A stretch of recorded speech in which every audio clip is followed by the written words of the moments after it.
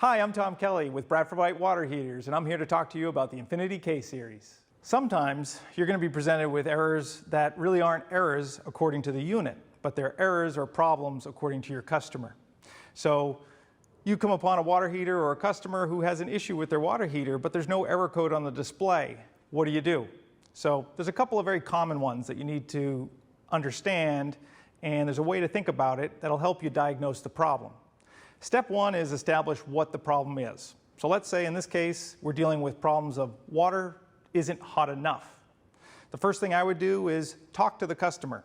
Establish, is this a problem that has occurred since day one, since the installation, or is this a problem that never was an issue for the first several years, but the problem has now arisen with the installation?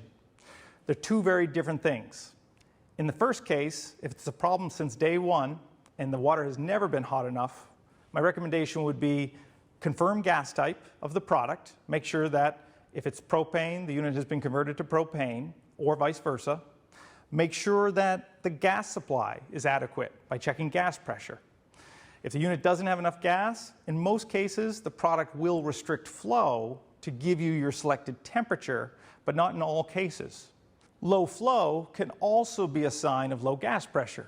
The Infiniti K-Series will always restrict the flow if it means it needs to do that in order to give you the temperature you've selected. So if a customer says they're not getting adequate flow, confirm that the flow doesn't come back when you lower the temperature of the unit. If it does, it can be a sign of low gas supply and the unit's restricting flow in order to achieve temperature. By correcting the gas pressure issue, giving it the full BTU it needs, the unit will not have to restrict flow, and you'll be rid of the low flow condition.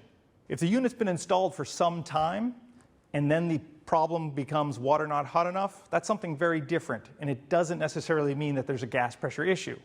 It's certainly worth asking the questions if something has changed in the gas supply pipeline in the home.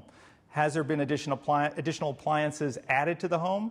Has something changed? If it hasn't, but the problem is there in terms of water not hot enough, then it may be a scenario where the unit is starting to scale up. At that point, we'd want to look at the flow rate, perform a descale, and see if that corrects the issue.